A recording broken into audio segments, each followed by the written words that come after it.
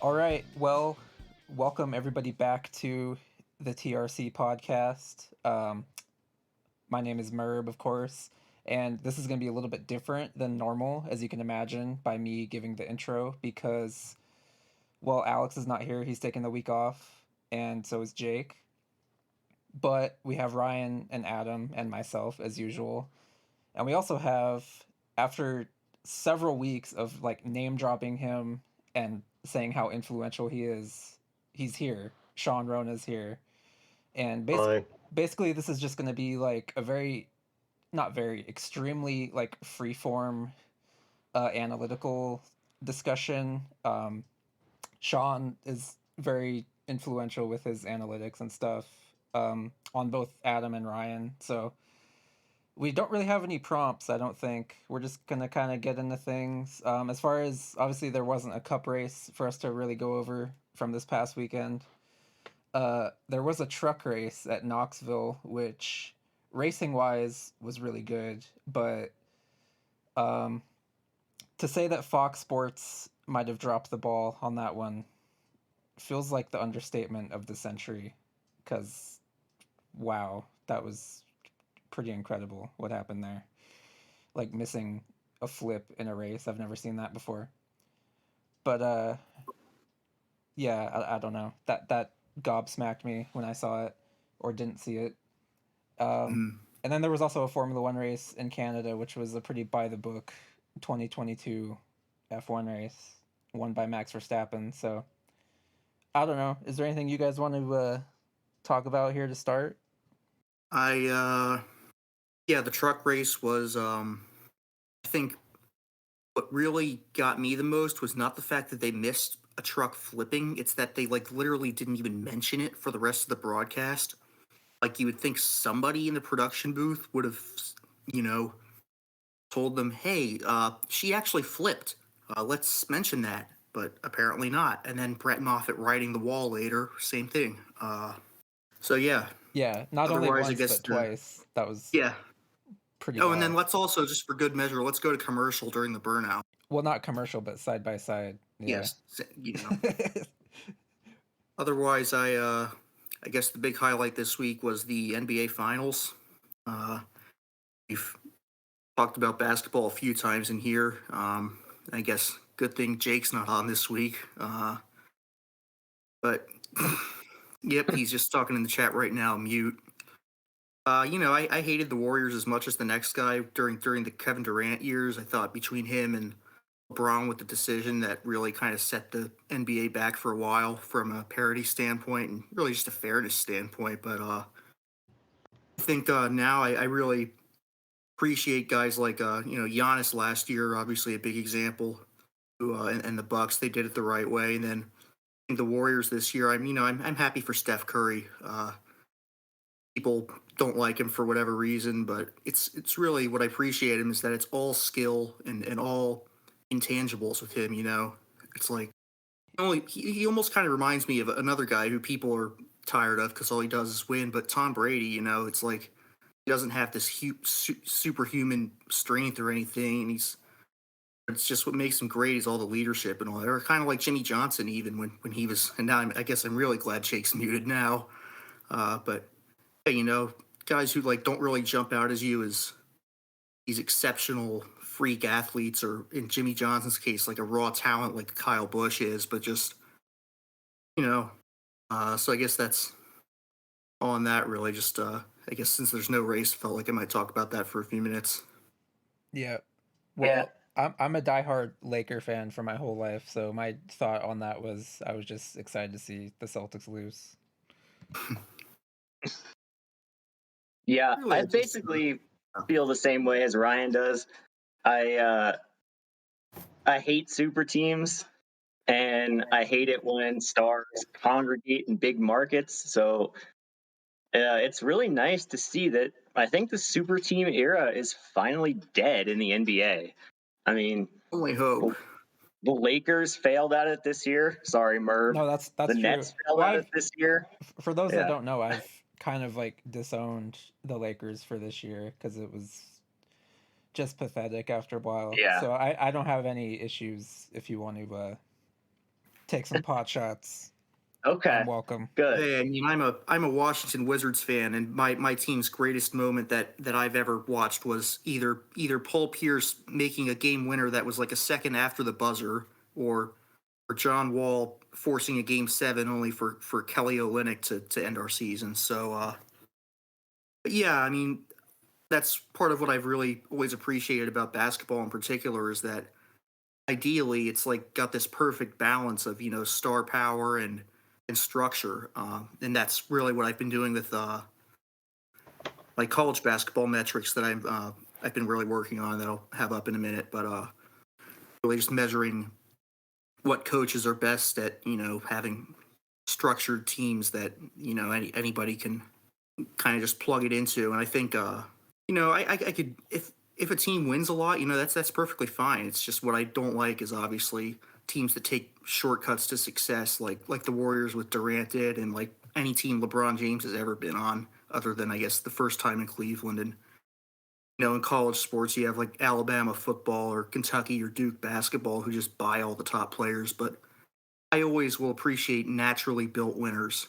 Yeah, I think it's like when you think about it, this is 3 out of the last 4 NBA champions are at least mostly organically built. I know Kawhi went to the Raptors, but that wasn't his decision to go to the Raptors. He was traded there against his will. So uh, I think we're really in a good place where the guys who were most prone to want to create super teams are getting old and washed up, and they're going to be out of the league soon. And it seems like the younger players have a different attitude about it and are more loyal, except for Zion.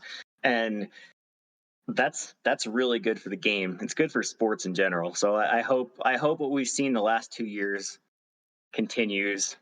And who knows? But I think it will.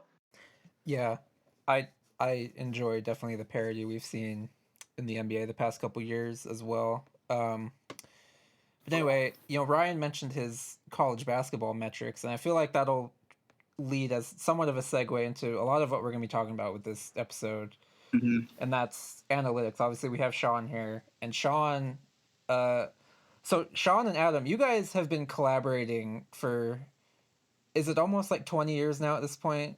I forget what forum it About a was. decade. A decade, okay. So I were think, yeah. Yeah, go ahead. I think we were probably working on some similar things like as early as 2002 2003 and just didn't even realize it, and then we found each other on, I guess, Racing Reference, and then started Right. privately emailing, and then here we are 15 years later, and still know each other, so it's really cool. So what were some of the early like projects you guys did? Because I know, Adam, you're doing a lot of like lead shares and on track lead changes, and I know a lot of that stems from like some of the stuff that Sean was doing. Correct me if I'm wrong. Yeah, yes, that's correct.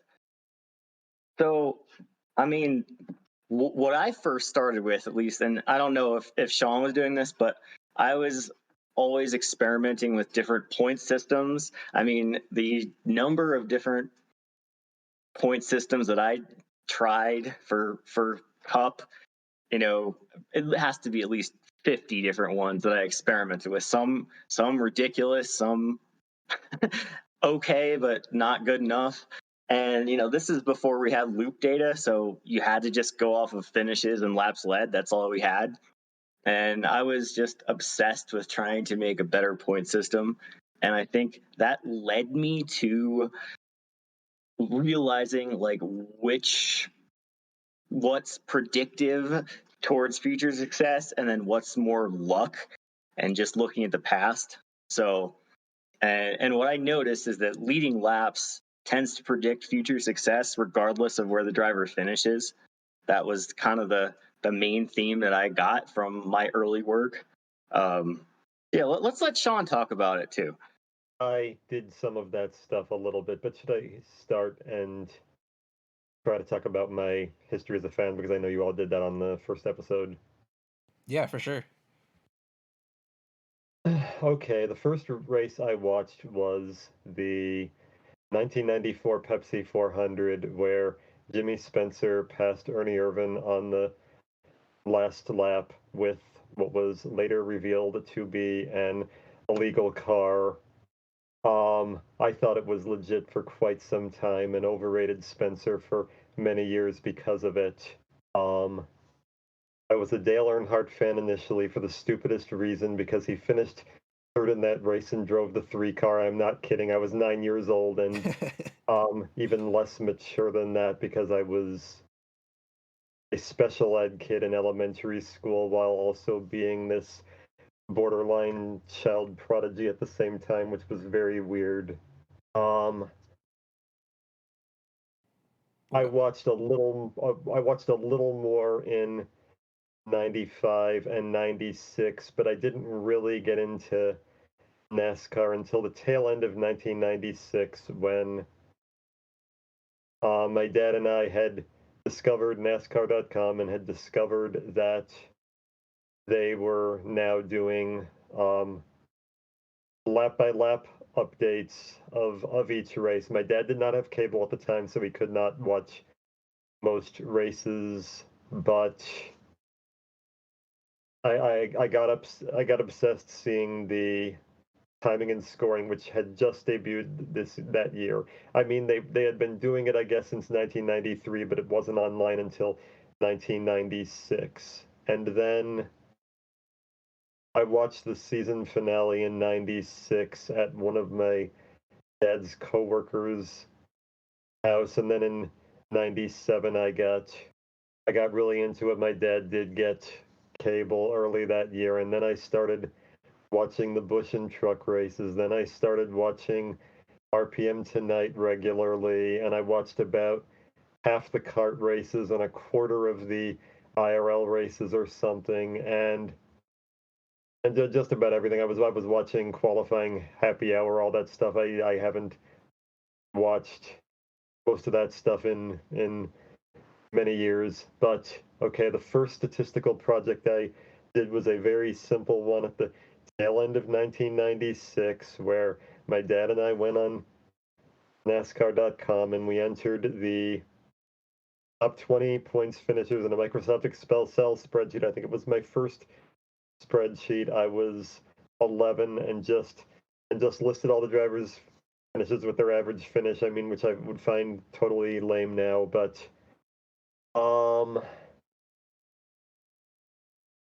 the next year, my dad bought me 2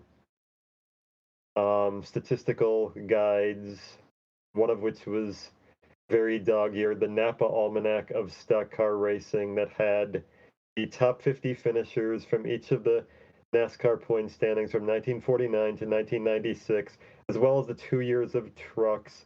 It had a list of all the races and their names and the track types and the track lengths and the winners with their car numbers and the average speed and all that stuff that would be considered basic statistics now, but none of this was available online for a long time on the NASCAR internet. There were no results available online Right, prior to yeah. 1994. I think I might have had that book actually. Now that you mention it, It's the Greg Fielden book, right? No, I didn't have those for many more years.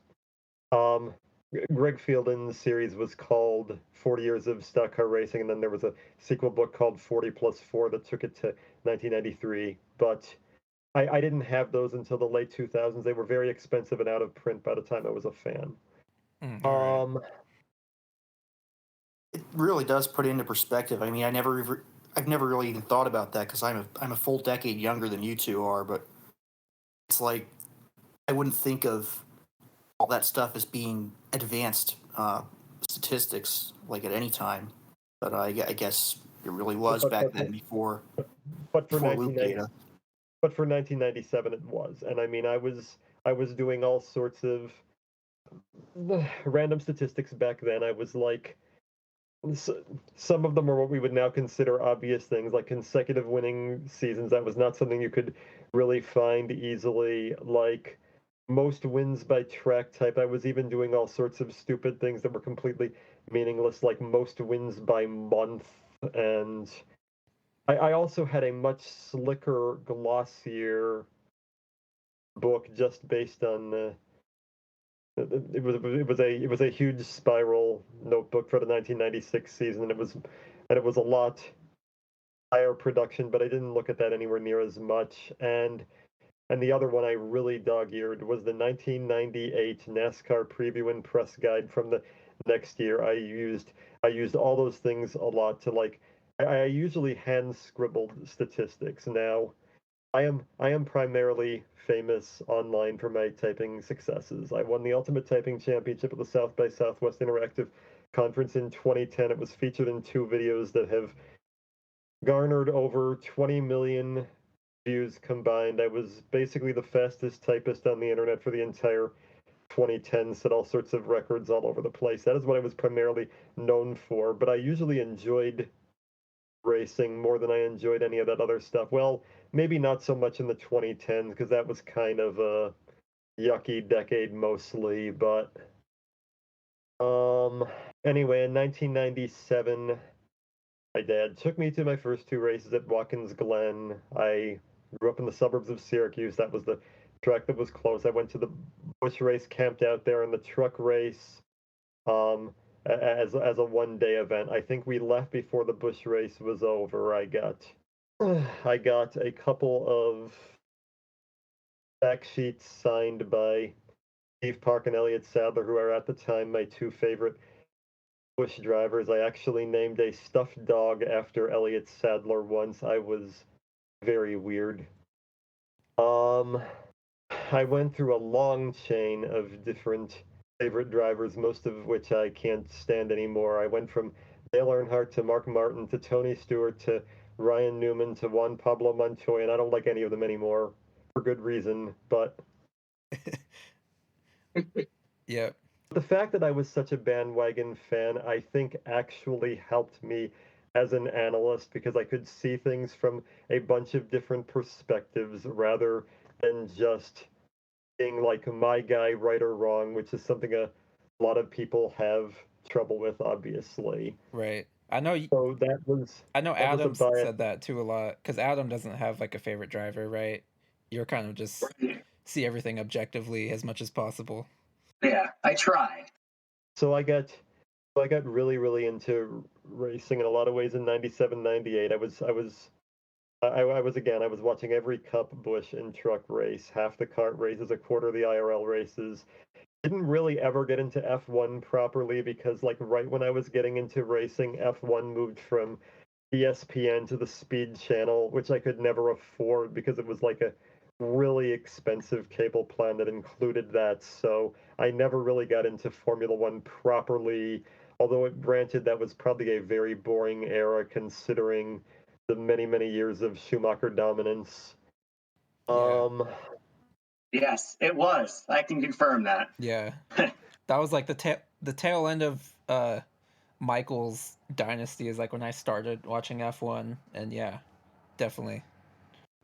I did all sorts of things on the early NASCAR internet. I was a huge NASCAR card collector, and in '98 I got what ended up being a gold mine when I got a press pass Cup Chase card for Jeff Gordon. If you got a card of somebody who won a race or maybe was even finished in the top 3 in a race, you could send it in and get an embossed version of the same card. And then if that driver won the title, you got the entire set. So I got that, and I mean, it didn't end up. I look now and I think it's only worth like $25. I should have tried to cash that in like 2008 or something. Obviously, that entire thing has died by now. But Yeah, I would guess they um, did.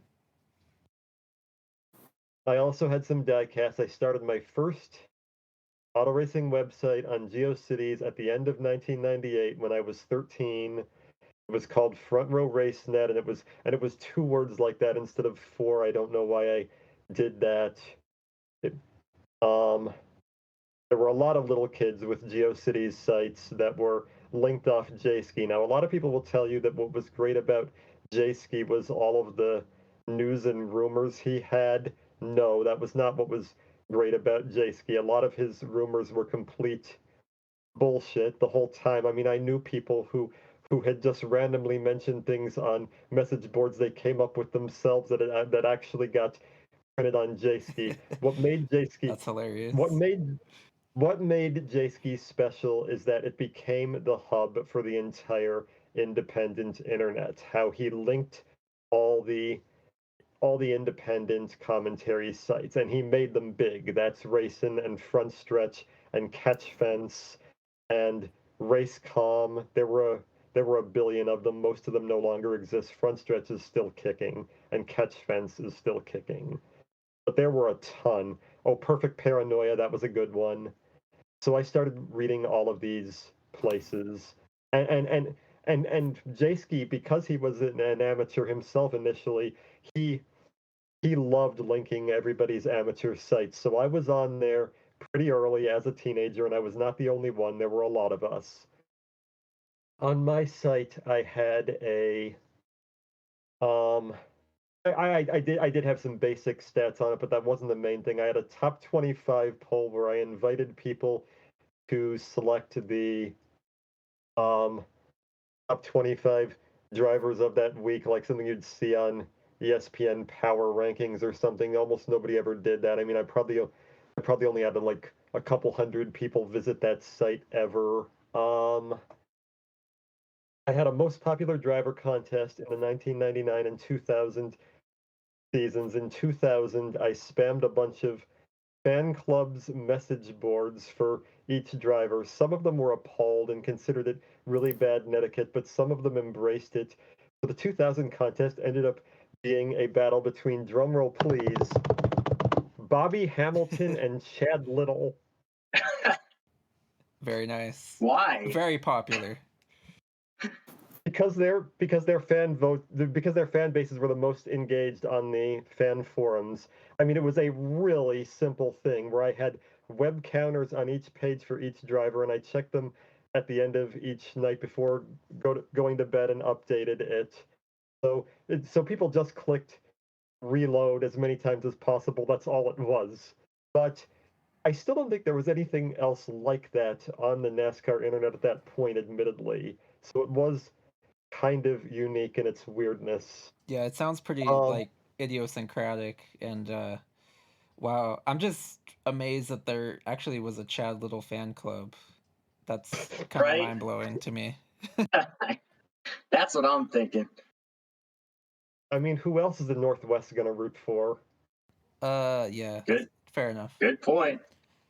Anyway, long story short, you've been a part of kind of the online NASCAR sphere for, I mean, close to 25 Basically, years now at this point. basically since it started, yeah. Right. I also had a fantasy game in '99 called Power 10, where I had the competitors select the, let's see if I remember the 10 categories: winner, pole sitter, driver who led the most laps, halfway leader, driver who gained the most positions, point leader, um, top Ford, top GM, top rookie, and I'm blanking on the other one, but I awarded certain points for getting each of those right for a total of 150 points. I think it was a better fantasy game than most of the other things that were out there in '99, honestly. But I mean, it never gained any traction.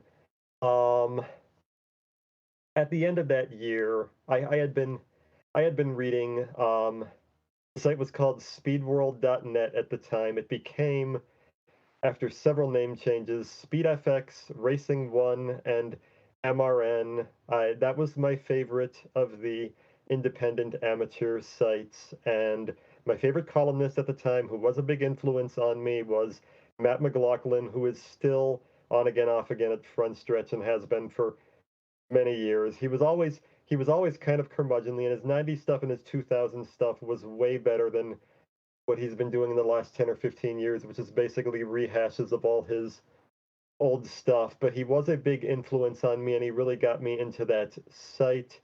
And they had a trivia contest on that site at the end of 1999 on their forum, and that was when I got into the racing forums. Matt McLaughlin also ran a fantasy game on that message board for speedworld.net called Out on a Limb, where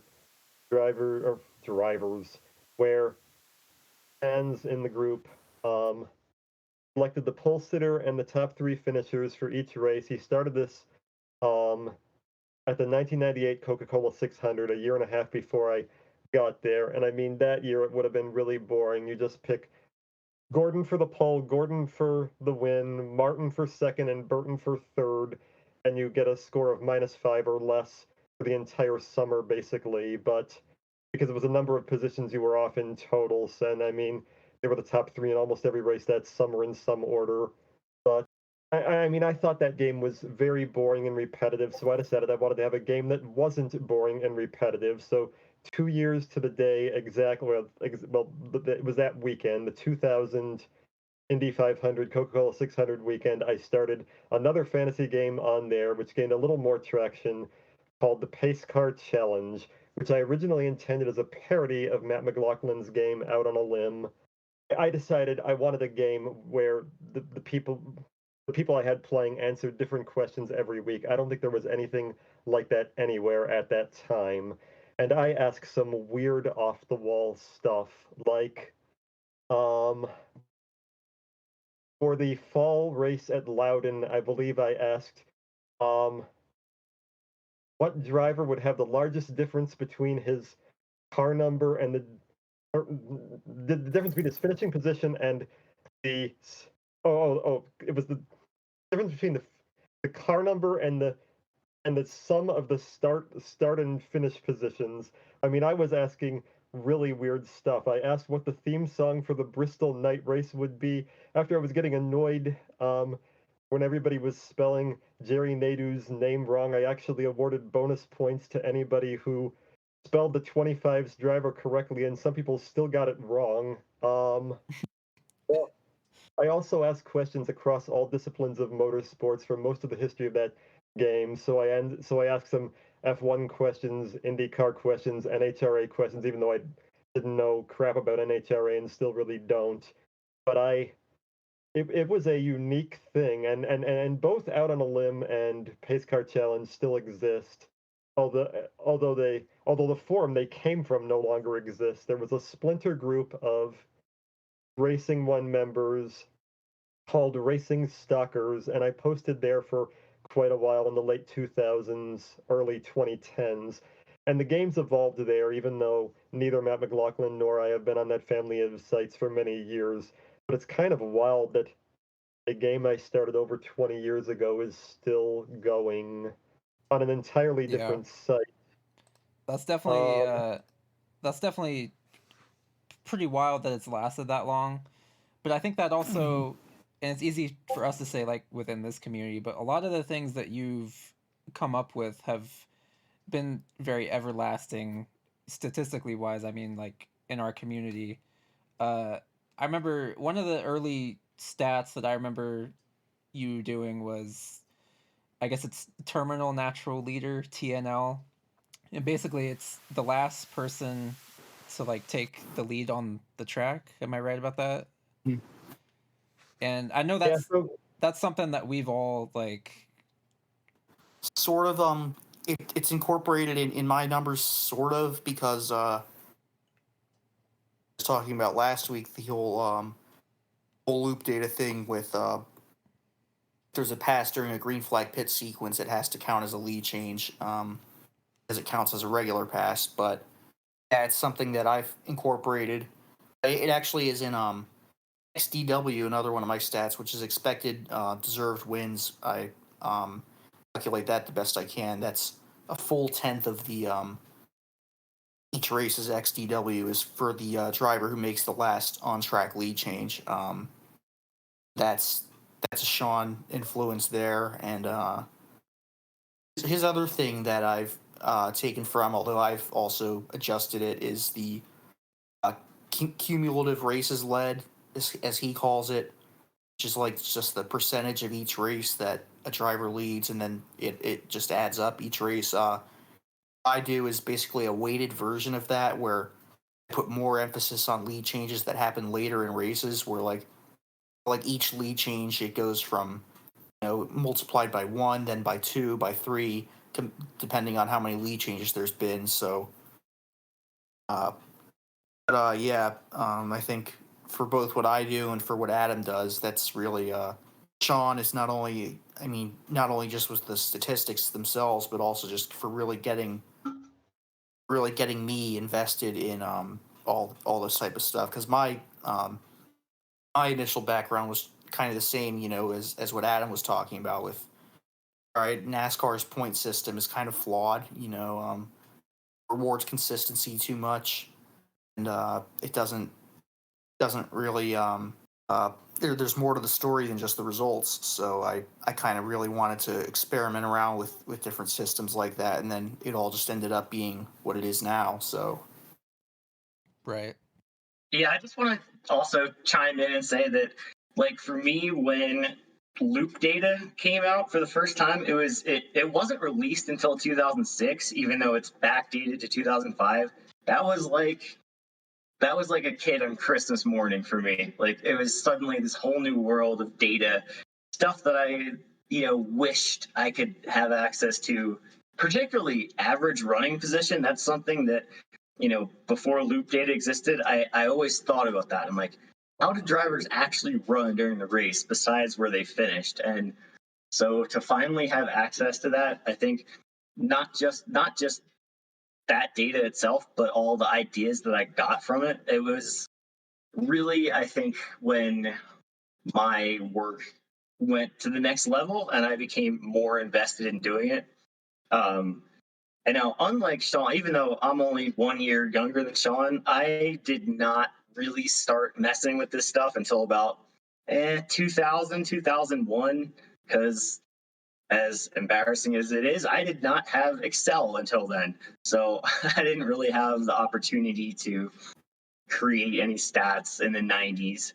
And I'm not Excel has been an absolute lifesaver. Yeah, absolutely. I mean, I can't even imagine having to go back to doing stuff by hand, or on a Word document. It's like, yeah. So I've done tons of stuff by hand, and even in Notepad documents even lately. But yeah, I mean, most people, I think most people still didn't have computers in like '99 or 2000. It was unusual that I did. All right, I'll try to skip ahead quickly through this next bit.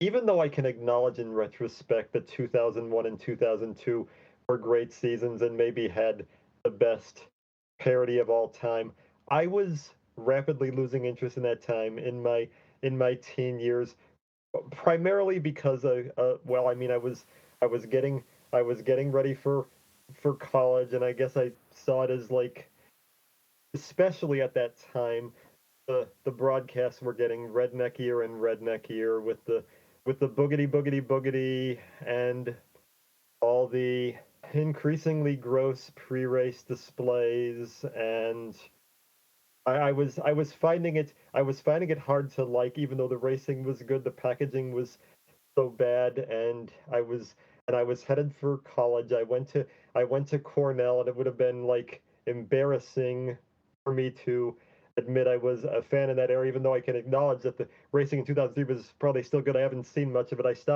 stopped watching in 2003 as I was heading to college. I missed 2003 and the first half of 2004. Basically, I still haven't watched any of that. But then I was utterly rejected by my college classmates in a big way. I was the poorest kid in the gifted classes in my high school.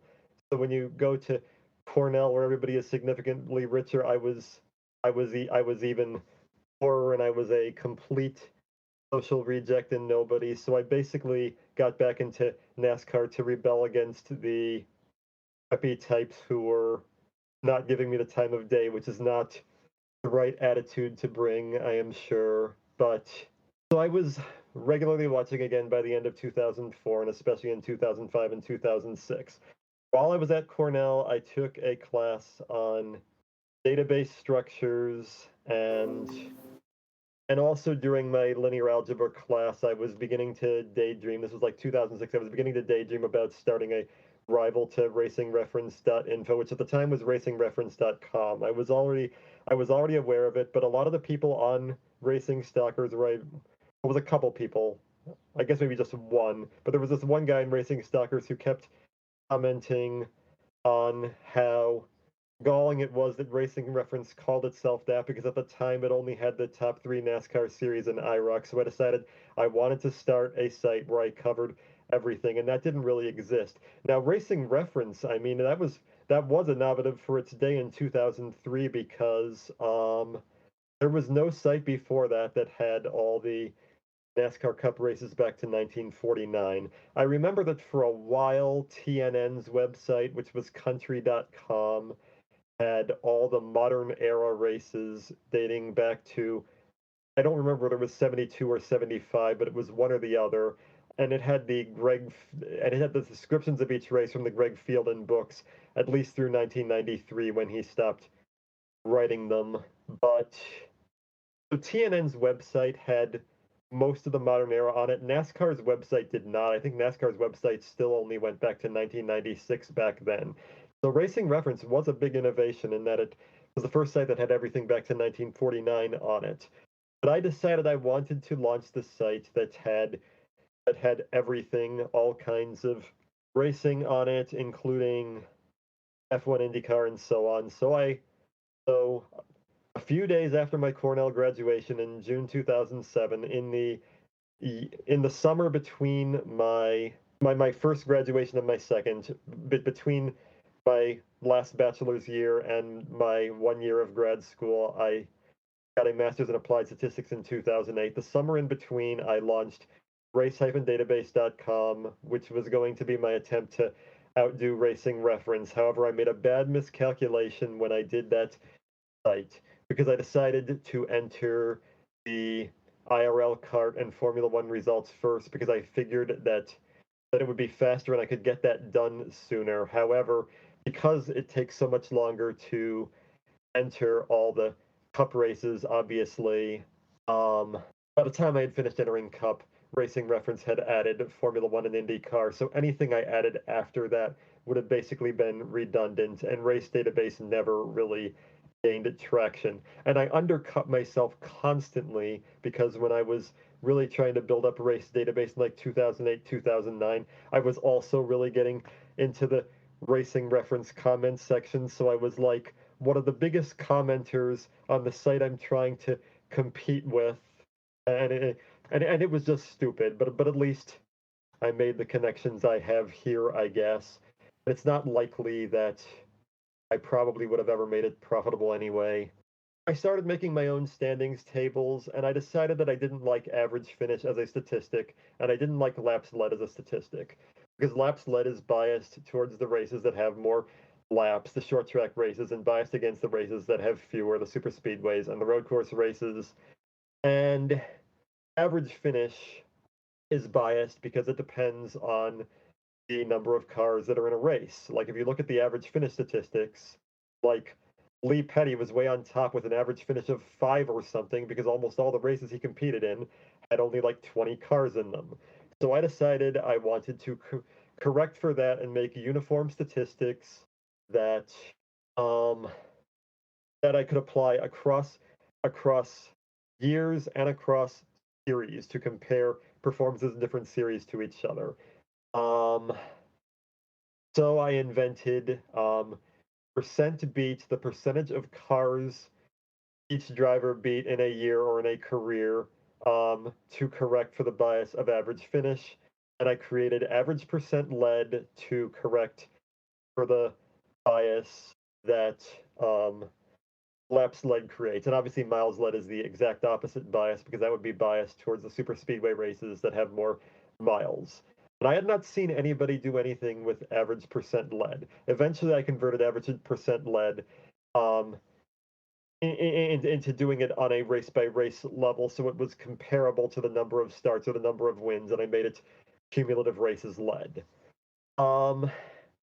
That was the start of it. I was dabbling with ideas for several years after that, but hadn't really come up with a lot in the late 2000s, early 2010s. But I was starting to talk with Adam, and I think it was later than he thinks it was. I think it was like 2011. And then we started emailing each other 2011, 2012. Around that time, there was another poster. I'm not going to name him, but he said something in one of the IndyCar comments sections saying that Scott Dixon never passed anyone to win races. He always won his races in the pits. And I thought, that can't be right. So then I started looking it up and going through the video footage for each race and figuring out how the last lead change of the race was made, whether it was on the track, in the pits, whether somebody blew a tire or whatever, and that was the foundation of a lot of my other research. In 2013, I started writing. I wrote 3 columns. It was a very short gig for David Smith's Motorsports Analytics, and I made the most important and most influential column I wrote was where I went through all the lead changes in the 2012 season, and I divided them into 4 categories: natural for a pass made on the track at speed, off track for a pass that was made in the pits, incidental for when there was a lead change the, the, resulting from some incident, a crash, blowing a tire, hitting the wall, blowing an engine, getting a penalty, whatever. And I had, and then the other type of pass was called a strategic assist, where if somebody beat the previous leader out of the pits, but passed the driver who stayed out of the pits, like for instance the 2002 Fontana race where Jimmy Johnson beat Kurt Busch out of the pits and then passed Bill Elliott, who took 2 tires or something. That would be a strategic assist. Now Johnson was going to win that race anyway. He had Kurt Busch. He was going to pass him the next lap, even before the junior caution came out. But um, I decided to drop the strategic assist thing because that was too complicated. I decided, but um, anyway, David Smith and I had a falling out. He fired me, but I still wanted to do some work, and then and I was doing some work on some stuff by myself in 2013 and 2014 quietly. But at that point, I was mostly I was kind of out of racing again those years, and that was the period I was most heavily into Scrabble tournaments. I was a tournament Scrabble expert, but I quit that a few years ago. While I was at the 2014 National Scrabble Championship, I met Morris Greenberg, who was an up and coming baseball analyst who worked for Fangraphs, and then he consulted for the Washington Nationals for a year, and then he taught a course on baseball analytics at his alma mater of Tufts University later. He left baseball analytics entirely, but we had been talking in the Scrabble circuit, and I convinced him to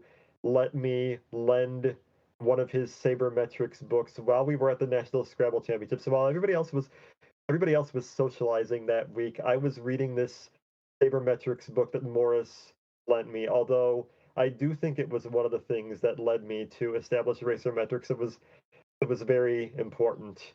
Um, that was the weekend of AJ Allmendinger's first win at Watkins Glen, which I still haven't really seen. I saw a few laps of it in between games there. So in January of 2015, I launched Racermetrics, and I launched initially with a series called How the Races Were Won, where I went back through every race back to 1990 and determined whether the resulting pass that led to the win was on track, strategic assist, incidental, or whatever the other one was. I'm blanking.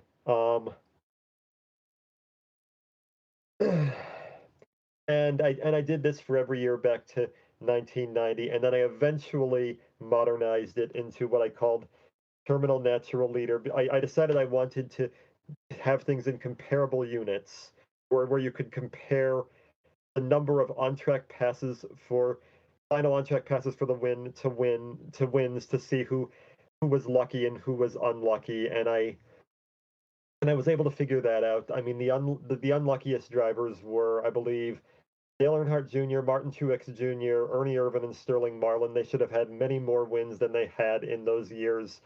That was a sign that Truex was probably better than we thought he was back then, when a lot of people had viewed him as a bust at that point. Yeah, And, definitely. and also, Mhm. and also that Marlin probably wasn't far off of a lot of the 80s and 90s stars. He was probably really comparable to Jeff Bodine and Neil Bonnet. Honestly, he was just hideously unlucky. Um, so I made a lot of discoveries there once I started doing that and comparing the number of times the driver made the last on track pass for the lead. I judge it as who put themselves in best position to win. Um, there were other drivers like Brad Keselowski and Joey Logano, especially, I think, who had a lot more wins than races where they were last driver to make an on track pass. They benefited from strategy a lot, and there were others. Daryl Waltrip was one Especially also. Brad. Yeah, I think it's Brad now, probably. I'm not sure it was in 2015 because he was still relevant His then. career has just not aged well at all. I mean, both in terms of falling off a cliff and also just people realize that. I mean, he was very good for a few years, but I think it was so many of his wins were just so flukishly lucky. Yeah, I mean, he was kind of like Hendrick era Daryl Waltrip almost his entire career, I guess.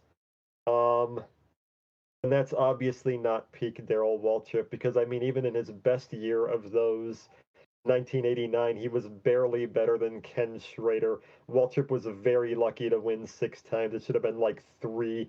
Schrader was very unlucky to win once. It should have been twice, probably.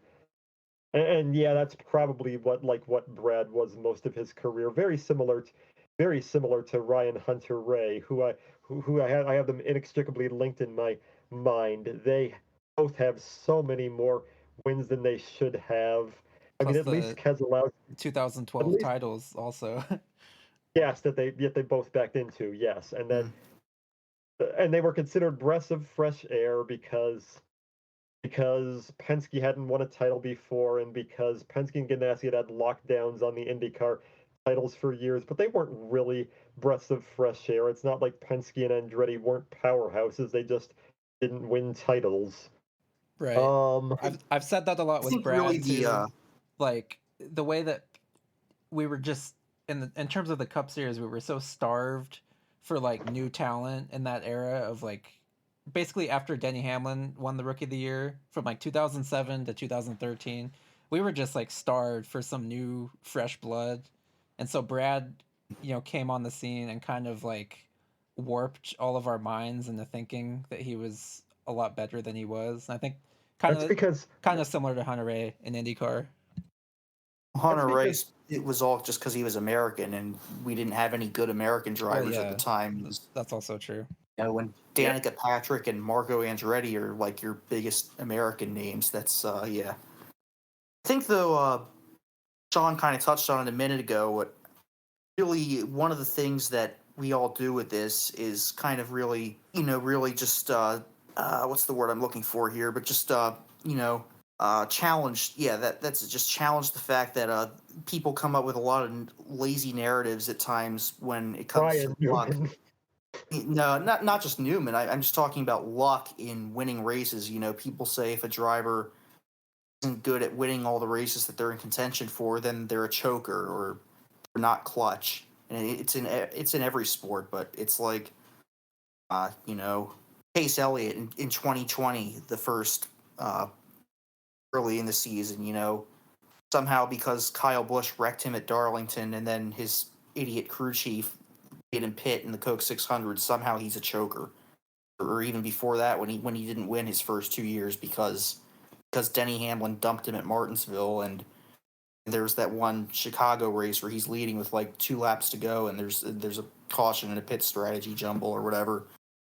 Yeah, I think there's some of that where it's a mental game. I think that you can say that more with championships, or you really have maybe not quite as much anymore because it's all a free for all. But like in 2010 when Hamlin really had it in the bag, and then he just completely couldn't get out of his way the last 2 weeks, especially Homestead. it's like with individual races, I kind of think it's really there's no such. Or I mean, there is some level of clutchness, but there's also not like drivers try harder at any one point in the race than I think they do during the rest of the race. Not today at least, and other than during plate races when they hang out at the back. But I think the whole idea that drivers, they wear themselves out by leading early in a race and then just aren't good at having stamina or whatever. I think that's all bullshit. So that's I think what kind of we try to do with a lot of this. Yeah, to piggyback off what Ryan said, probably the driving force of the stuff that I do now is combating the ridiculous narratives that we hear from media, from fans, from hell, even from the garage itself. And the narratives tend to be driven purely by results, by finishes, by points finishes, by championships. And I don't know if it's laziness, ignorance, or people just don't really understand like fully how racing works, but people tend to just ignore what happens to get a driver to where he finished. And that's what I'm really interested in now, especially, and in trying to tease out the driver's input into his finish compared to the teams and just dumb luck. And again, like what Ryan said, I think the idea of clutch and choking are very much overrated in racing, and I think for the vast majority of time when a driver's finish is very different from where he runs, it's mostly due to luck and circumstances. I mean, as we all see, the timing of when a caution comes out, the line you get in and a restart.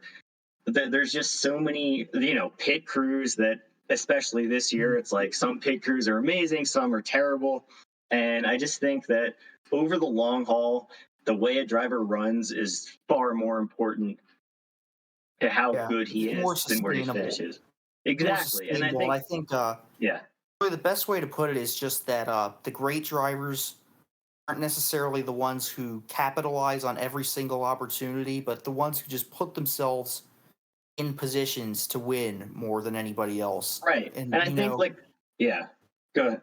I think it's like that in every sport. I'm absolutely. a huge Washington Capitals fan, and every single year for the longest time, I had to hear Alex Ovechkin just isn't a winner. He just chokes in the playoffs.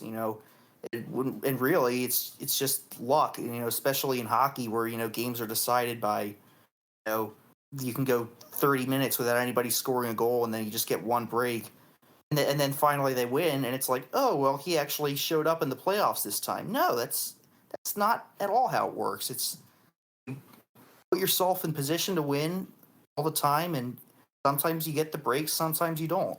Nobody Yeah. tries any harder during different circumstances. Yeah, and I think like a good example of this in fairly recent memory is Kevin Harvick in 2015, and that he only won 3 races, but he also had 13 second place finishes, and he led by far the most laps and had the highest cumulative races led. And it's like he put himself in position almost every single week, and crazy shit just kept happening to take him out of winning. And, as we saw in the subsequent years, he won more races. And, you know, I think that his speed and his overall in race performance in that season predicted his future, the next 5 years of his career being great, more so than his win count, because he could have easily won 10 races that year. And even though people would be talking about him much differently, or at least that season much differently, the truth is he wouldn't have really done anything different. Just like, Gordon 1998. I don't know that, did he do anything extra special to win 13 races compared to, say, 1996 when he won 10 or 1995 when he won 7? I don't think so. I think he just got more breaks. XTW really shows this a lot, is that the absence of bad luck is luck in itself. If you just, because bad luck happens to some drivers, and if it doesn't happen to you, that's lucky. If a driver like Carl Edwards in 2008 is a very good example of this. He won 9 races. He really, for like no other races that he didn't win, he really even contended for. I think other than spring Atlanta race where he was leading late and then blew an engine. Other than that, it was like he won every single race he was in contention for. And I think I had this calculated before I went back and changed a bunch of things in the formula, but he only had like 4.5 expected deserved wins that season.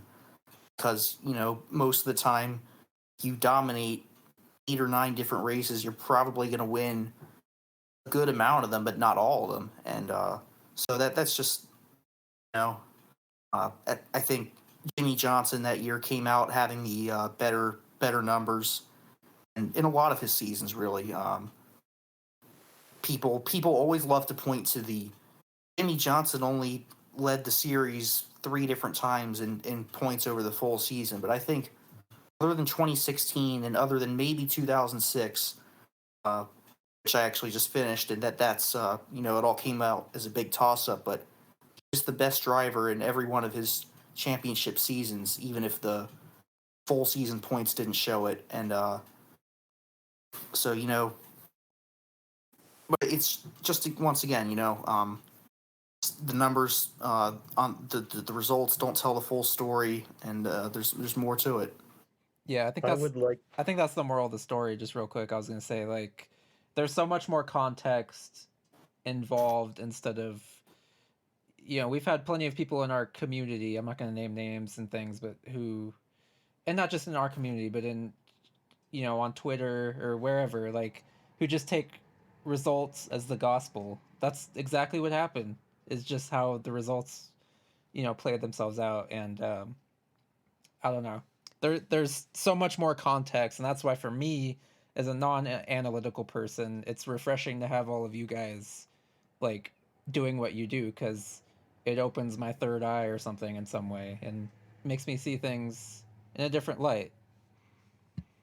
I would like to push back a little on some of what Ryan and Adam were saying. Obviously, yes, the results aren't everything. There are certain drivers like Eric Almirola and Michael McDowell this year, especially, who have been ridiculously lucky, and others who haven't. I don't really hold like not winning or not getting a finish against a driver that much. I think people talk about choking way too much, but I do think closing genuinely exists. And the best closer of the last generation was Jimmy Johnson. I only have this through 2017, but I'm trying to do this from memory and also from some of my past columns. But Jimmy Johnson at that point had 60 cumulative races led. That's the percentage of laps led added over all the races. But he had 81 terminal natural leads and he had 83 wins. That is a significant difference. He was obviously clutch if he had a third more TNL and wins than he had cumulative races led. That's a huge difference. In fact, if you look I probably didn't phrase that very well. I think what I meant is mainly that choking is what's overrated. I do think in terms of really dueling it out late in the race with a driver, that takes some form of, it's a skill. It's not something that you just kind of, it's not really a coin flip, especially in plate races. I think you see people talk about that just being lucky, but I think there's a skill to really dueling it out with somebody late in the race. What I'm talking about though more is just things like a late caution coming out, and then crew chief strategy comes into play, or you blow a tire while you're leading, or just anything like that. That is why I have with my weighted system for percentage led, why I rate passes later and races higher because, yeah, I mostly agree with that.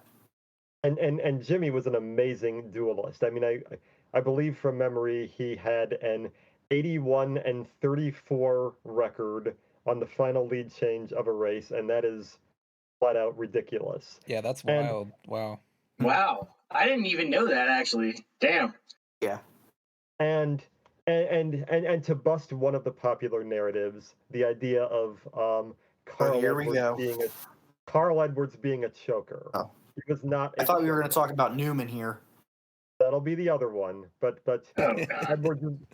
Edwards is the better segue here. Carl Edwards in his career had 20 cumulative races led, but he had 28 wins, and he was the TNL 32 times. He did struggle for passing a lot outside of his bread and butter 1.5 mile tracks. That was a problem he had at various points in his career, especially his last two seasons. But he was way stronger at the end of races consistently. I mean, think about him passing Jimmy on the last lap at Atlanta in 2005, considering how amazing Jimmy was at the end of races. So he was a very clutch driver, but people perceive him as not being because he lost two championship battles by the skin of his teeth. I do agree that Johnson was probably better at 2008. I also think that, but I mean Edwards was close, and I mean if you're going to lose a battle to the most clutch driver of your generation, is that anything really to complain about? Tony Stewart wasn't as clutch at the end of races. He was somewhat clutch. I think he was let down a little by his lack of athleticism. I think the reason Johnson and Edwards were the most clutch drivers at the end of races in the last 20 years was because they were the most athletic drivers of that generation, which means that they did have more stamina at the end of a long, grueling 500-mile race. Stewart was somewhat clutch. Harvick was also somewhat clutch. Harvick was never anywhere near the most clutch, especially in his post Richard Childress years. That was a dumb narrative. It's the thing about Tony Stewart with me is it's always been like he had another level he could go to that no other driver could. Whatever he felt like it, he just be kind of unmotivated at times or distracted, or he would get himself into stuff. It's kind of like what I was saying earlier with, um, Jimmy Johnson was this guy who was just always really meticulous and calm, cool, and collected all the time, and he made the most out of maybe not quite being the most talented driver to ever step into a car. Tony Stewart was probably the most talented driver of that generation, but it only showed up when he felt like it. Well, he was pretty consistent with his passing for the lead, like no driver of that generation. Now I'll segue into this statistic, which I hadn't mentioned, but a couple of years ago, I went back through all the footage of all the NASCAR races back to 1985 and jotted down every single driver's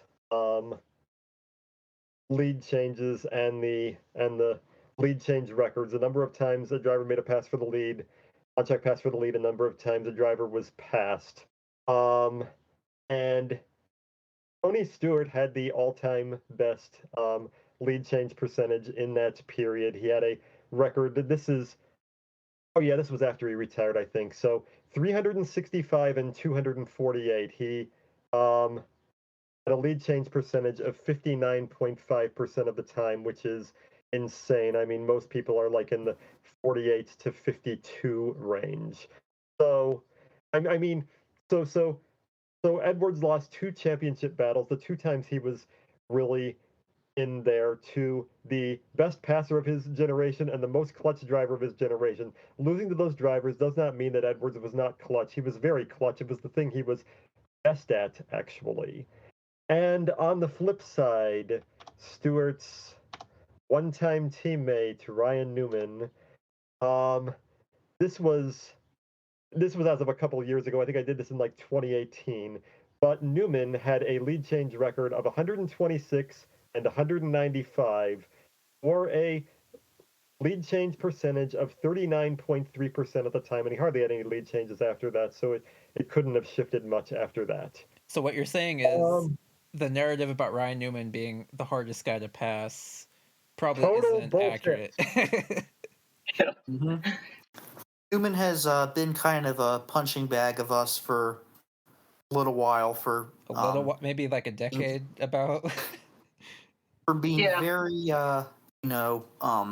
unimpressive in terms of how he got a lot of his finishes, especially when he was at RCR. I would say he would just show up in the top 5 at the end of a race after other guys got taken out or had something happen to them, and those wins he had at Phoenix, both of them, and then the Martinsville win. It's like total troll win, and he didn't really do anything impressive himself. He either benefited from pit strategy, or in that Martinsville race, which I was at, he kind of shoved Boyer into F. Gordon to start that whole thing.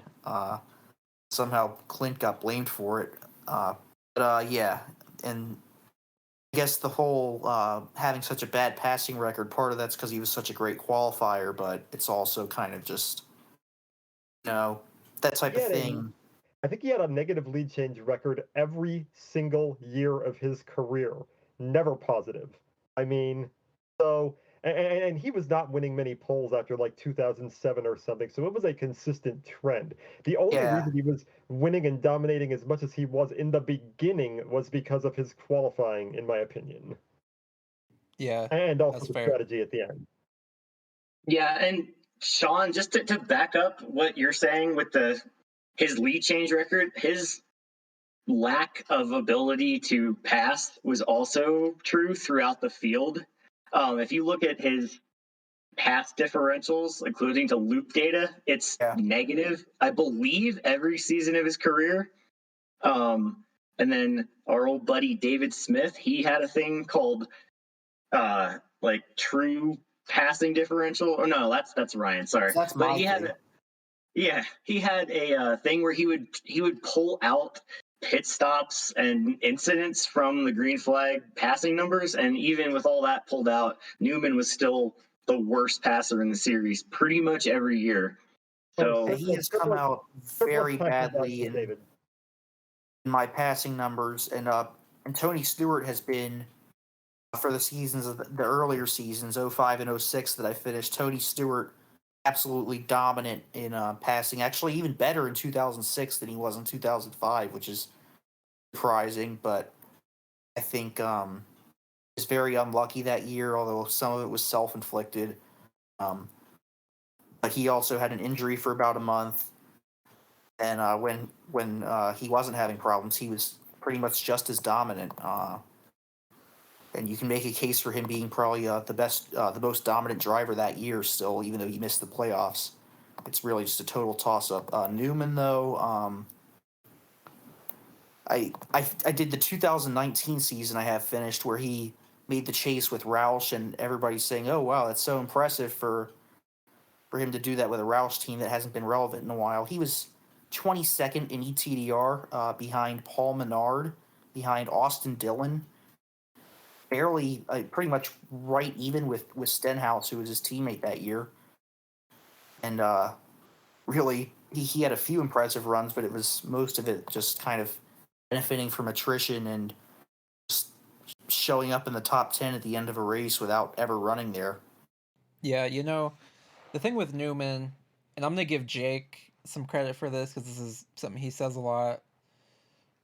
Like, the narrative about Newman being hard to pass, think about it like this. It's almost always when he was about to get lapped. So I think the narrative probably should be he might be the hardest or one of the hardest to lap, not to pass. You know what I mean? Like, there's a difference between holding off the leader when you're trying to stay on the lead lap versus, holding position, racing for position. So I think that's probably the difference that a lot of people besides us don't see. What I think. Well, I mean, just think about it. If you're constantly in a position to get lapped, that means you've been passed by a lot of guys already. Yeah, and that too. Yeah. Yeah.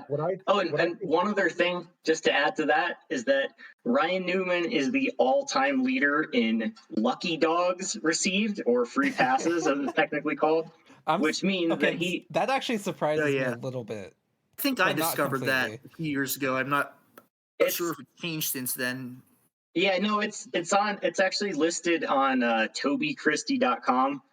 Shout out to him. I love his website. Yeah, he's got a lot of good stuff on there. Yeah, so other than the ads. Yeah, but anyway, what that says about Newman is that he's always kind of right there at the tail end of the lead lap, or just recently lapped, and I think that speaks to what Jake says about and also that he's annoying to pass. Even if he's not necessarily hard to pass, he just makes it frustrating, and it's visibly difficult when you see it on TV. So I think, it's just a narrative that's not really based in reality. What I think the media doesn't get is that for a driver to actually be hard to pass, the hardest drivers to pass are going to be the drivers that are pulling away from you, which means you won't catch them. With Newman, he'll always be directly in front of you, so you'll see him more, but he will be passed because he isn't pulling away from you. And I'm not at all surprised he has the most lucky dogs, because you have to be fast enough to only be one lap down, and he was fast enough for that. I mean, it's not going to be like Reed Sorensen or somebody who'd be several laps down or something.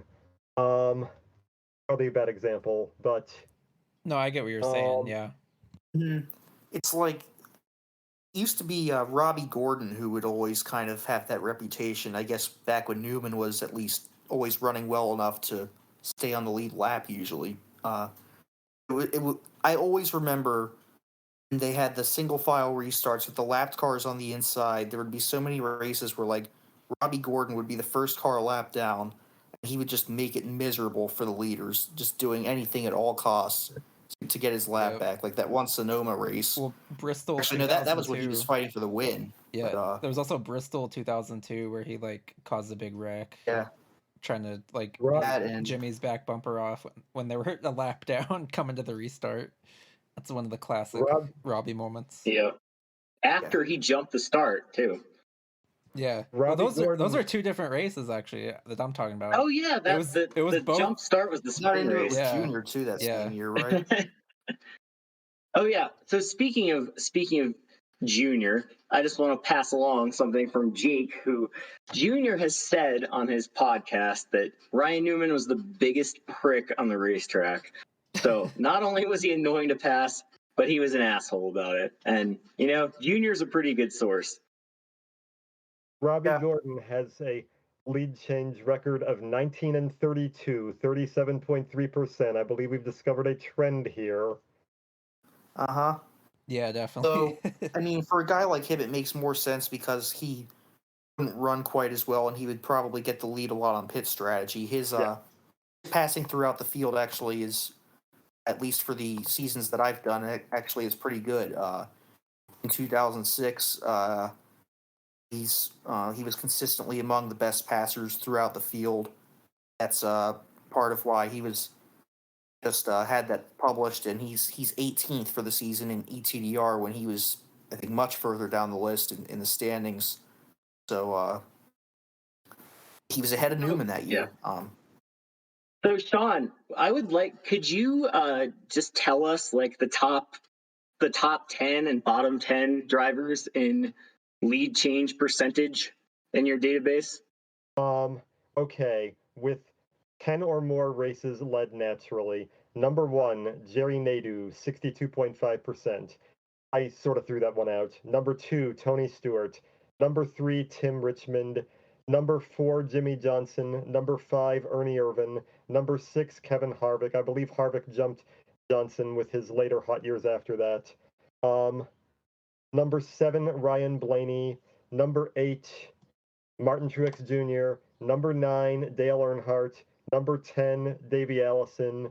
And after that, Bobby Hamilton, which is kind of a shock. And one of my discoveries, Chase Elliott, Carl Edwards. And obviously, Elliott probably moved way up the list after that. But yeah, the trend. What's funny about that is like the trend I see there, at least in those like top 5 or 6 positions is guys that had pretty aggressive driving styles, like Jerry Nadeau, Irvin, and then obviously you get back into like the second half of that. It's more conservative people like Harvick or Earnhardt. So that's just something interesting to me hearing those names. So, Sean, do you think that Tim Richmond is like an all-time underrated driver then? No, because he gets so much more hype than other people from that era. People have talked about him being the most ignored driver for like 30 years now, to the point that he's no longer ignored. Who is ignored? Like Ricky Rudd, Neil Bonnet, Greg Biffle, Jeff Bodine is starting to be. People don't ignore the drivers who die young. I'm not saying he's overrated, but that's why he's no longer underrated. And I mean, there are people who put him as one of the top 4 Hendrick drivers or top 10 all time I've seen, and I don't know about that. But maybe you could make I think there's a big difference between Oh, yeah. overrated by fans and overrated by the NASCAR establishment. I don't know what the NASCAR establishment thinks of Richmond anymore. I've seen that both ways, but I mean, the all-time example there is Dale Earnhardt Jr. When you would watch races, it would be like he would be the most talked about driver on the broadcast, even when he was running 25th in 2009 or so. But among fans, I mean, you had all his fans who think he's the second coming of Christ, and you also had people who said, "Oh, he's just a T-shirt salesman. He'd be fired if his name was Dale Smith. He would have never made it to NASCAR. He's a certain former Racing Reference poster used to call him Dale Mears, like he's equivalent to Casey Mears somehow, and that's just complete bullshit. And yet people will just continuously call him overrated, even though, if anything, he's grossly underrated by a lot of people. Even when he made the Hall of Fame, just the last 2 years or so, people were like, he only got in because he's Dale Jr. I'm sorry, the stats speak for themselves. Not just what he's done on the track, but being an Xfinity team owner Well, who's developed. Not only the stats, but the stuff I was talking about earlier, like put some more context into it. Like this guy had how many concussions over? Absolutely. You know what I mean? Like And 15 I years. think it's kind of something I tread lightly around saying, as somebody who was a fan of his for so long. He really, his first few years of his career before he had all the injuries, and actually he'd already had at least one concussion by then, not to mention his father dying right in his rearview mirror. He was right on par with guys like Jimmy Johnson those first few years, 03, 04. He looks like he's going to be one of the guys going to win multiple championships. The talent was absolutely there. yes. Eventually, he had the injuries and whole situation with DEI kind of falling to shit, and then just not really being mentally in it for a while at Hendrick. But he could have had the type of career that people, maybe not quite the type of career his father had, but I mean, 50 wins, multiple championships. If everything went right, I don't see what was holding him back. I mean, if you look at his first 7 years from 2000 to 2006, and you look at Davey Allison's first 7 years from 1987 exactly to the comparison I was they're like identical. Yes, I mean all the way down to tragedy with their fathers in their second season, multiple hugely inconsistent rookie seasons, multiple wins every year. Now, obviously, Junior's 2005 is weird and doesn't really fit that pattern, but then some of Davies' seasons, like 89 and 90, I find tremendously overrated. So, but I guess the comparison where it kind of aligns is Dale Jr.'s 2004 is Davies' 1992, and then after that, exactly, yes, yeah, with it just kind of the fell off the injuries, rails. Daytona 500 Obviously, wins, and of course, Junior was doing this in 2000 to 2006 when the quality of the fields was better than 87, 93. That was a good era for field depth, but 2000 to 2006 still takes it. I would like for us to talk about your relatively new teammate comparison model. Okay. Over the last few years, I've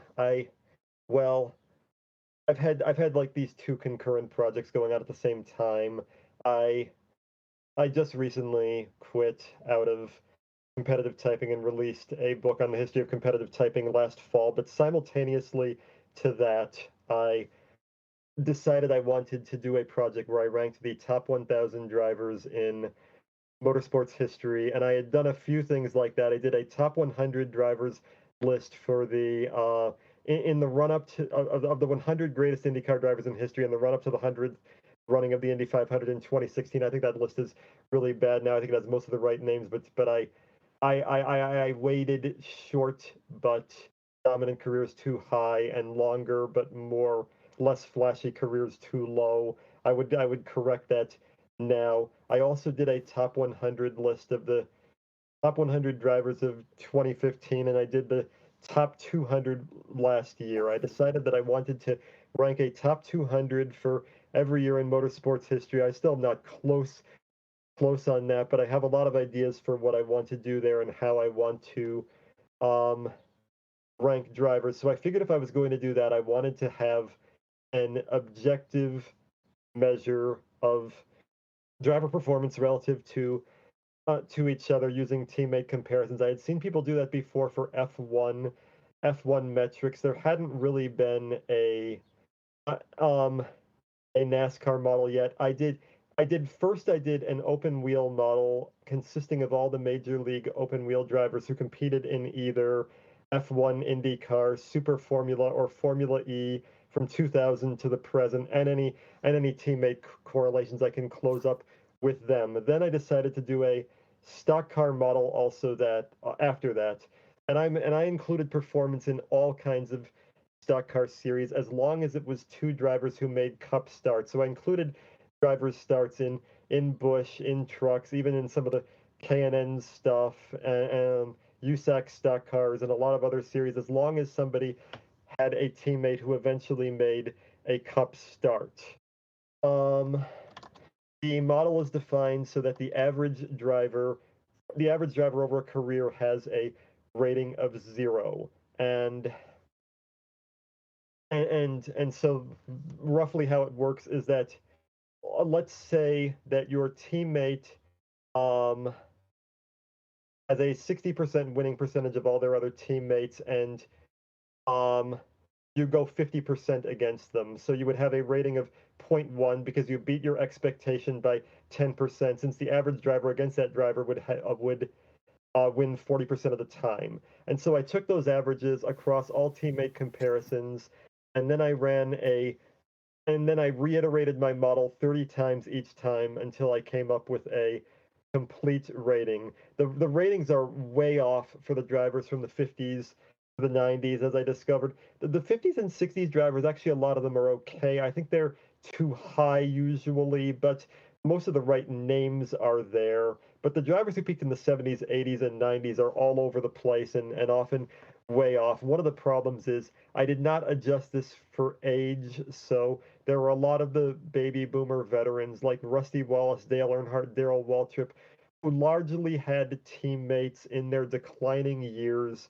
which meant that they were all underrated since they were all being judged by the years they had teammates, which were far worse than the years when they didn't have teammates, and then all of their teammates were underrated as well. Like Daryl Waltrip is hit hard because he got blown out by Jimmy Spencer in '99 and 2000.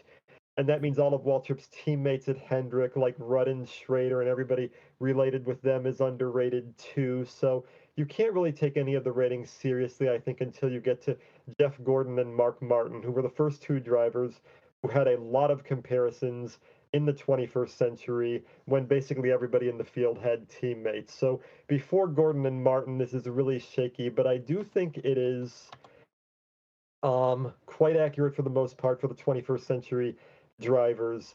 Now, I did this entirely based on finishes because after all, the study I did on lead chain statistics, I wanted to go the other side, and I wanted to look at a consistency-driven model for several reasons, because I wanted to make comparisons across decades, and I mean, there wasn't loop data before 2005, and if I want to reward actual performance, that limits the number of drivers or the number of time periods I can have in my model. I also wanted to do this same kind of model for a bunch of different series.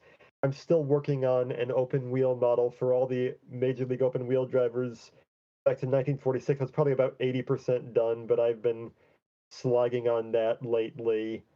And I'm also planning to do them for rally cars and touring cars and sports cars eventually. Sports cars, I'm going to do it based on who was the faster teammate in the race.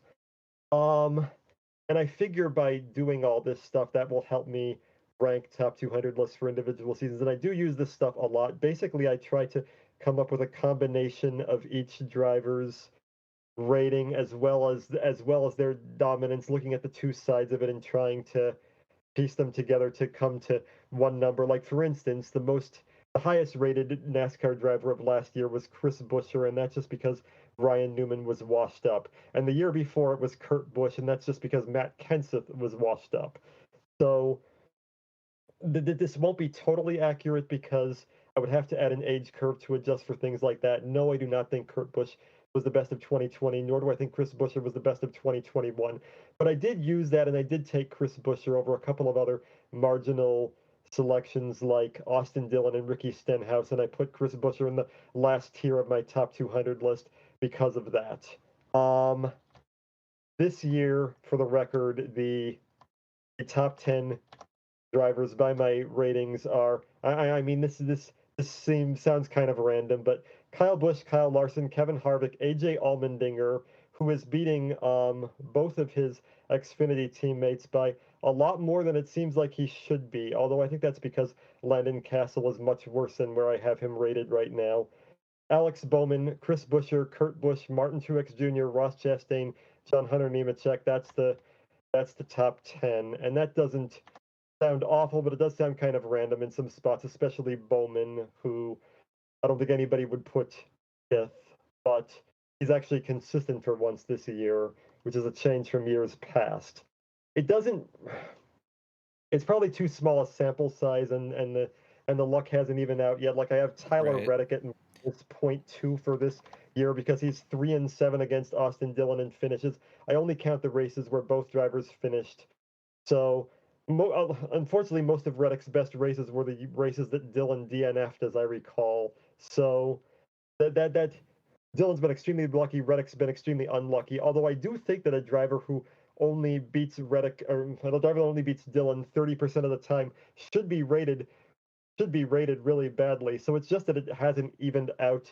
The luck hasn't remotely evened out yet. But I do think that beating Dillon only 30% of the time, or like running as well as Dillon only 30% of the time, would be bad. But Reddick's obviously been outrunning Dillon 85 to 90% of the time, so he's been very good. Yeah, that's one of the things that I've noticed since you've been doing these is that you mentioned the small sample size.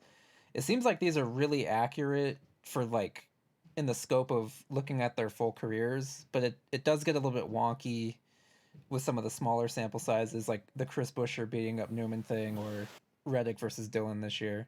But one driver who came out really, really good in one of in Sean's model there was Cole Witt, who I've touched on in the past. I think when I've been pumping up Parker Kligerman, who Witt was teammates with for about 6 or 7 races, and Kligerman looked like I think he would crash like every other week or something, and Witt was really holding his own.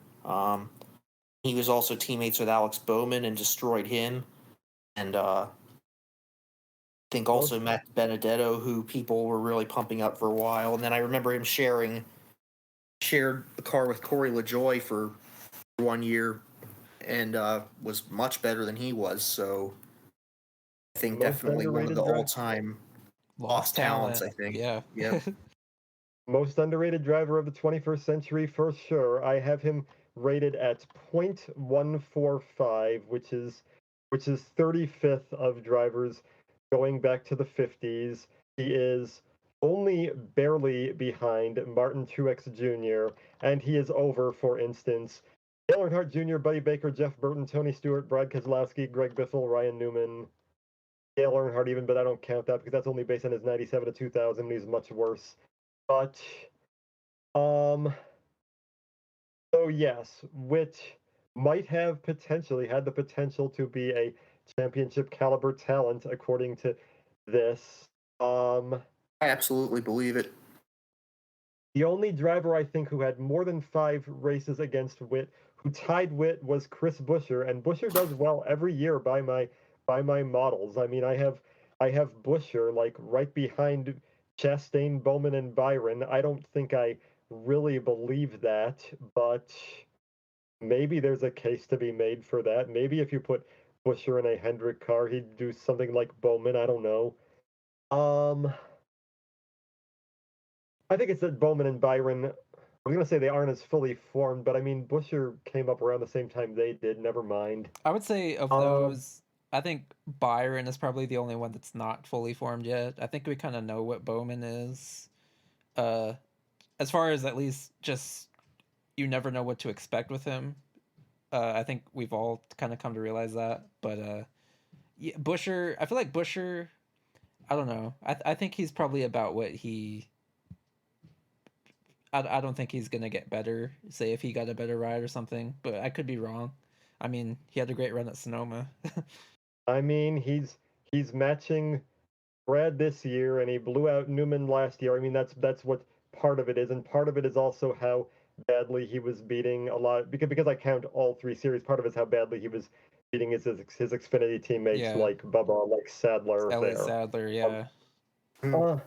But yeah, a total agreement on Cole Witt. I mean, he was at the time the youngest USAC midget champion in history. That doesn't necessarily mean anything. I mean, I think that Josh Wise was also one of the youngest USAC midget champions in history, and he was not a good NASCAR driver. But we've seen from Jeff Gordon and Tony Stewart, and to a lesser degree Newman and Kane, and obviously recently with Larson, and to a lesser degree Bowman and Reddick, how much those sort of sprint car drivers can adapt and do great things. I mean, I think that's probably a little overblown, but I think he probably could have gone on to like 15. Biggest thing I remember about Witt was he was a rookie in the Truck Series driving for that Stacy Compton team, and he was like leading the points at one point. Yeah. And he was like 18 or 19 years old. It was early in the year. So like it was after like 5 or 6 races, I thought. I mean, that's not right. It's not just. I mean, it's not a good finish, right, or whatever. But I was about to say that too. That was when I first noticed him, and yeah, you could tell Red Bull. He was super raw, but you could tell there was a lot of like natural talent there. So yeah, and Red Bull shutting down really screwed him over. He'd have probably replaced Casey Kane if they stayed. I remember him getting a few Cup races with them at the end of that year. And the Junior Motorsports year just kind of screwed over his career because they were putting all their focus into Danica, who less said about her the better. And Junior Motorsports wasn't really what they are today back then. They had their only guy that had been relevant for them was Brad back when the only reason he was really, I mean, we know what he became, and also kind of that was, when Cup drivers were just had such a monopoly on the series and nobody else.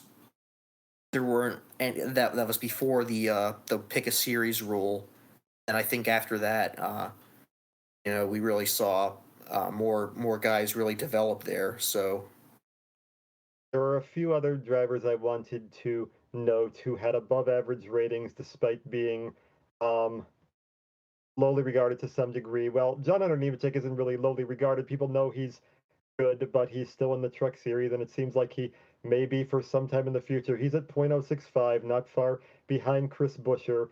Corey LaJoie is usually above average most years, and right now he's at .055, which is, I mean, ahead of people like Bobby Labonte and Christopher Bell, although Bell's obviously really shooting up now, so I'm sure Bell will jump him. Ryan Sieg is at 0.44, which was only barely behind Bobby Labonte. I think the problem with Bobby Labonte is that he's largely being judged by what he did in the years against Tony Stewart, and Tony Stewart took a huge hit from what his rating should have been because of his years after his injuries when he was like matching Danica in 2015 or whatever and getting blown out by Harvick. If I just erased that part of Stewart's career, Stewart's rating would probably be like 0.20 or something, and it's 0.12 instead. I think that really hurt Bobby. AJ Allmendinger is better than I thought. I thought he was going to be negative, but he's consistently been positive in my models at 0.027. So is Robbie Gordon at 0.054. Brennan Poole is at 0.021. I think that somebody should give him a shot somewhere, probably not in Cup, but I think he should still have a full-time Xfinity ride or He's something. easily the best Ware driver that one year he was there, which isn't saying much, but he had like some impressive stuff in ARCA when he was there with Bowman and Chris Buescher was there at the same time and he was winning a bunch against them.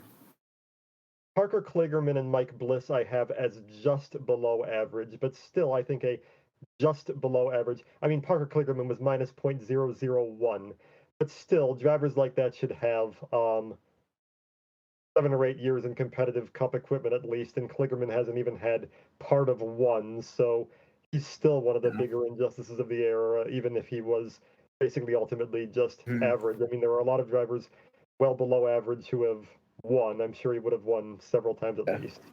Bliss is another guy, obviously way past his day now, but who I've pumped up a lot and who looks really good in my numbers. Especially for the equipment he had, mostly. Yeah, when Gibbs had that, when they were starting the third car and they go with Jason Leffler in it, even though Bliss had the year before in the top 5 at Richmond in an R&D Gibbs car, it's just completely mind-boggling how they didn't choose him for that. I think it was just a favor to please Tony Stewart because they had to please Tony Stewart because he was the team at that point. Yeah. And then they go with J.J. Ailey for 2 years. It's like, what are you doing here? Right. Well, we're at about an hour and 40 minutes, which is normally like our cutoff. So, unless you guys have anything else we want to touch on, I think we might just start wrapping it up here and move into Nashville Picks. That's our race this weekend.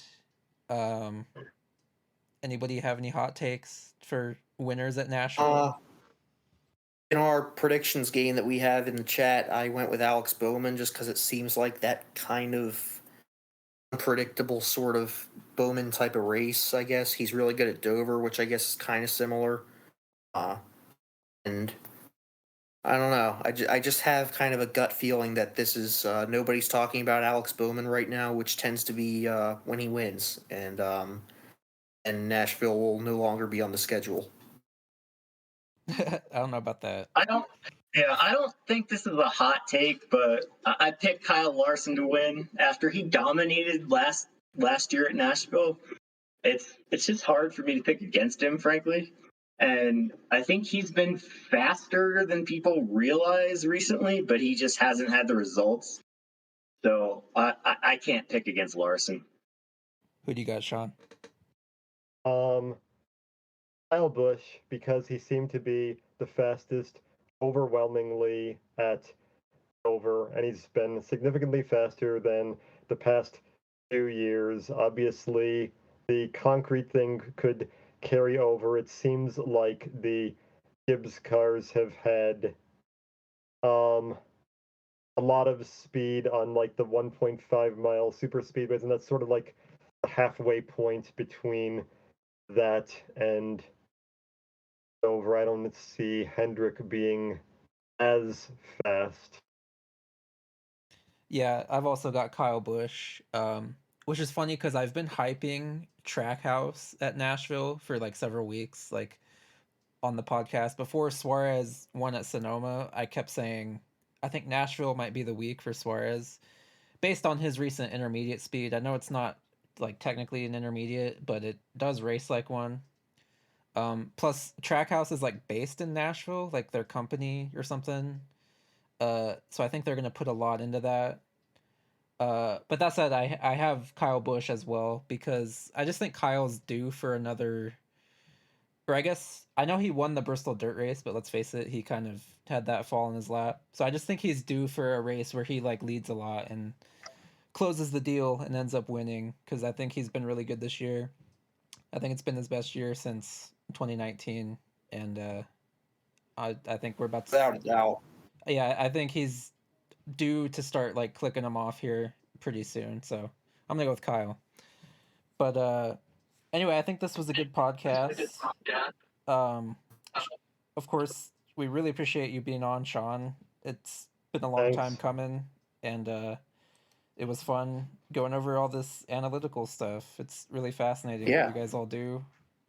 Like I said, for me as a non-analytical person, I really enjoy it because it opens my eyes and kind of gives me a different vantage point of the sport that I've been watching for the past 25 years, basically my entire life. So, yeah. Any closing thoughts from anybody? I just want to say I thought we really made the most out of the week with not a whole lot to talk about as far as NASCAR goes. Guess we just maybe spent 20 seconds on the truck race talking about how awful the coverage was. I was happy to see Todd Gilliland win that though, even though he's a Cup driver. I thought kind of feel bad for him with how Zane Smith has been kind of blowing him out of the water from what he did last year, and I think maybe he needed that whole confidence boost. So yeah, other than that though, thought we made the most out of what we could this week. Yeah, I think there will always be something to talk about, even if there isn't a race in a given weekend. And that's sometimes it generates better conversations than talking about the race itself. So I enjoyed this, and I hope you all did too. For sure. Well, we appreciate all of our listeners, of course, as always, and that'll do it. This is probably going to be our longest episode because we're at like an hour 46 minutes or something, pending edits. We'll see how the edits go. But hope you all enjoyed it. And of course, we will be back next week with a recap of all the ongoings at Nashville. And hopefully, that will be a good race. And we'll see how it goes. So thanks for listening, as always, and have a good week. See you later.